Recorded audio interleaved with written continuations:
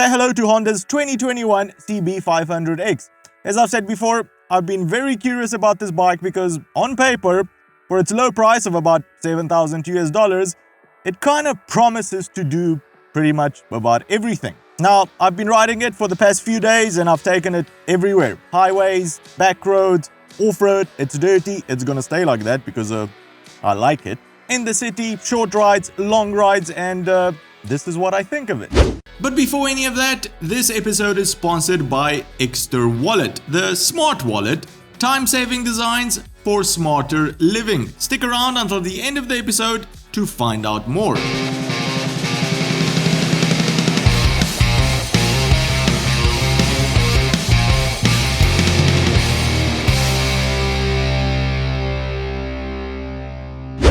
Alright, starting off with the engine, you've got almost 500 cc's, almost 50 horsepower and around 40 something Newton meters of torque. At the end of the day, these are perfectly usable figures. The only time I thought I needed more power, and I actually did need it, was on the highway, but that is one place where I'm gonna say the CB500X doesn't really belong. So if you need to do highway stretches, make them short. The engine is very well behaved. You've got enough torque and power for overtaking up to about 6,500 to 7,000 RPM. After that, the power curve is going to start dropping off. But for city riding, for off-road, obviously, and for back roads, I did not feel the need for more power.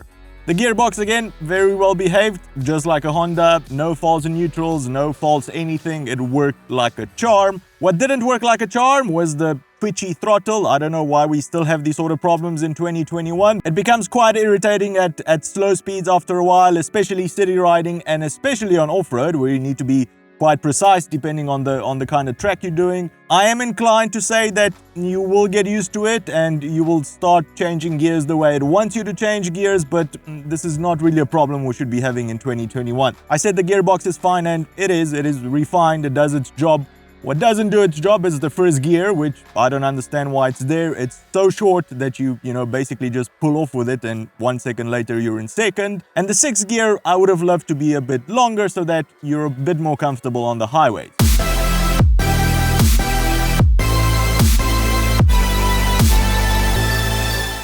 Speaking of highways, 120, 130, that is going to be your sweet spot there, because anything more than that, with the way it's set up right now, the wind protection that it's got, you're not going to be comfortable for a very long period of time. And over 130, you're going to get too many vibrations for it, to be comfortable. So this is not a bike that I would love to be doing lots of highway miles on.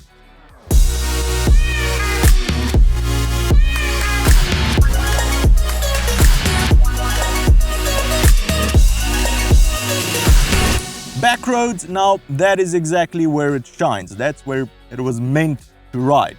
And a bit of off-road, but backroads mainly. It is fun, it is agile, it is very easy to put into a corner and to get out of a corner. The seat, some say it's too soft, some say it's too hard. It's a bit on the hard side, and that is actually the perfect consistency for you to be comfortable for a whole day riding. Because if the seat is too soft, your butt is just gonna go through all of that foam and hit the plastic or the metal, whatever skeleton it has. So not soft, but also not very hard. This is a good seat for long riding. I wouldn't change this. The windshield is adjustable, one notch up from this one's position. It's not going to make a major difference. On the highway, the wind is basically hitting my entire head from my neck up. So if you take it up a notch, it's probably going to hit you from your mouth all the way up. If you want to be comfortable on longer rides, then you need to put it all the way up and install one of those wind deflectors, or just get an aftermarket one altogether. The mirrors, again, do their job very well. They don't vibrate at any speed. I can see perfectly clear out of them. The clutch as well, for a cable-operated clutch, this is feather light. I mean, this is pretty much the best cable-operated clutch I've ever felt. So, well done on that. What Goldilocks over there forgot to mention is that the suspension is perfectly set up for bumpy roads and light to medium off-road.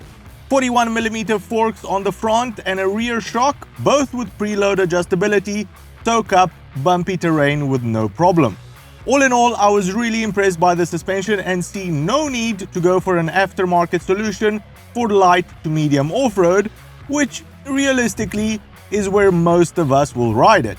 At my height of 1.8 meters or 5'11" and my around 110 kilograms, I really didn't expect to be comfortable on such a small bike.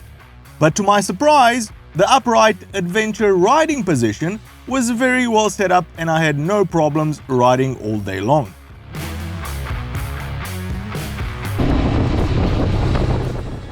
As far as night riding is concerned, the LED headlight the 500X comes equipped with does the job.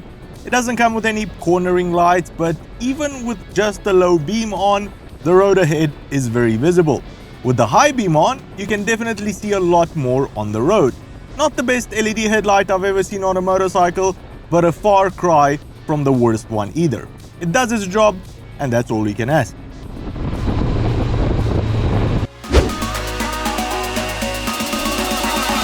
Right, let's move on to some stuff I didn't like about the bike, the fun part of the show. The instrument panel. This is a disgrace to instrument panels. It gives you all the right info, but it makes you work for it because can't really read it. Can't read it in direct sunlight. At night you can read it. It's perfectly readable. It's got this blue hue. It's very nice. But during the day, I'd rather just not even look at it. If I need to know my speed, I'll put my phone up with Waze, that I can see in direct sunlight, but this needs to be improved. I'm not a fan of that at all. Brakes, they've gone with one floating disc. One disc is fine if you're riding alone. It is not fine if you're riding alone with all your luggage on here or, God forbid, with a pillion. The brakes are just not going to be good enough. For one person, for one day's riding, no luggage, the brake is fine, but I mean, come on, I would definitely put another disc on there because brakes are important, They let you go fast. The back brake, the rear brake, absolutely useless in my opinion. It does nothing at all. I mean, you press the pedal, not much happens. So braking department is where Honda could work quite a bit. The side stand, I can never know where it is when I want to put it down. You'll probably get used to that, but I think I've put it down 50 times until now and I still don't know where it is. The windshield, again, it's short and I can live with that. What I can't live with is their engineering solution of actually moving it up and down. There are 4 screws that you need to take out, so you need a toolbox with you. It's not gonna cost you more to actually come up with some sort of mechanism that I can, lift it up with one hand. And that's about it for the stuff I don't like about it. I'm sure I could find others, but that's not the point with this bike. The reason I'm sort of in love with it is the value that you get. For 7,000 bucks, you get a lot of bike. Even though it's a small engine, you can do a lot with it. If this was 10,000, then I would have told you it's the worst value you could get on a motorcycle. But for 7, let's not forget motorcycles are expensive hobby toys. Honda's actually managed to pack a lot of value in there for you. It's not an Africa Twin, it's not even a baby Africa Twin. Fingers crossed, maybe we'll see that this year sometime. It's more like an estranged relative of the Africa Twin. Very good for city riding, very good for commuting, very good for back roads. You're gonna have a lot of fun on the twisties. Extremely capable for light to medium off-roading without actually going out and spending a whole bunch of money on accessories. Now, if you're gonna start putting rally raid kits on here and all sorts of other expensive accessories, forget about it. Go for something else that comes out of the factory, prepared for harder off-roading. But I don't think most of us actually need that because the way it comes set up from the factory, I think it'll be perfect for 90% of what we do as riders on off-road. And for me, that's value. So well done, Honda. Put a bash plate on there. There's no excuse. It's an aluminium piece. It doesn't cost a lot. Engines, now those cost a lot.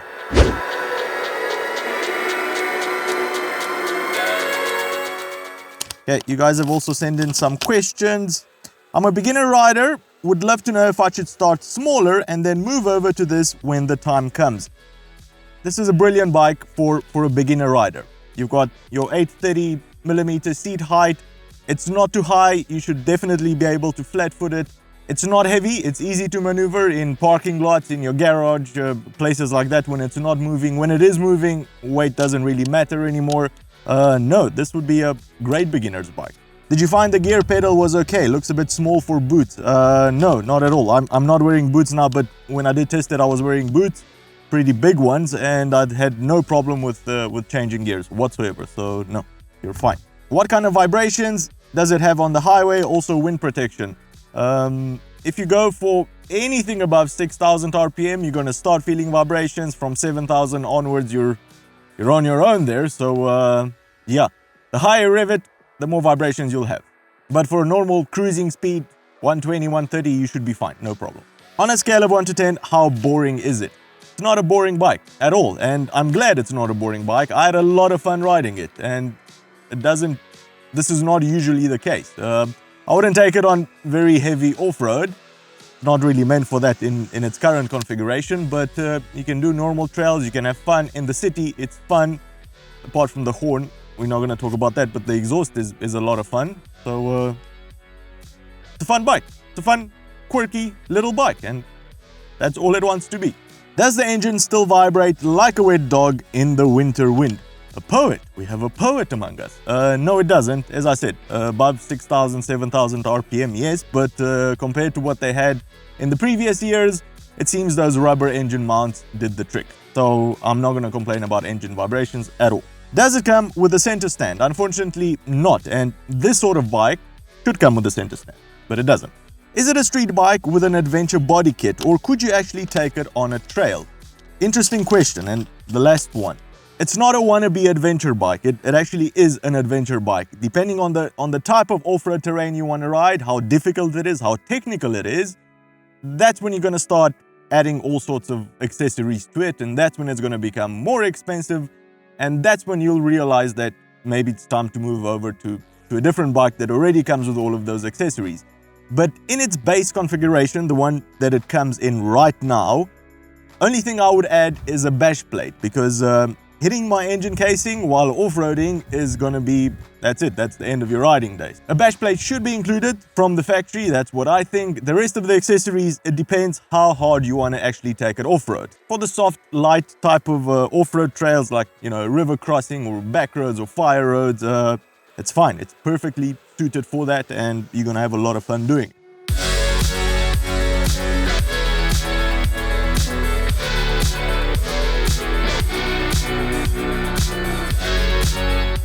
All right, that's it from me from today. Comments time. If there's anything else that I've missed and you want to know about it, the comment section below is the place for you. Hope you've enjoyed it. The wind, master, the wind. Why did I choose to film in such a windy place? Extra wallets offer you quick card access, every card you need right at your fingertips thanks to their quick and secure card mechanism. RFID protection, so your identity is safer than ever before. They are made out of premium durable leather, and the pièce de résistance worldwide tracking. Never lose your wallet again. Never spend 20 minutes when you're almost out of the front door trying to find a wallet that wants to play hide and seek. The tracker is solar powered. 2 hours of sunlight gives you up to 3 months of charge, is trackable worldwide, and you can also call it using your phone. Check out the affiliate link in the description below for more info. That's the show for today, everyone. If you've enjoyed it, give it a big thumbs up. And if you think you've learned something new, consider subscribing or becoming one of our patrons to help us make more of these shows. Cheers, and I'll see you on the next one.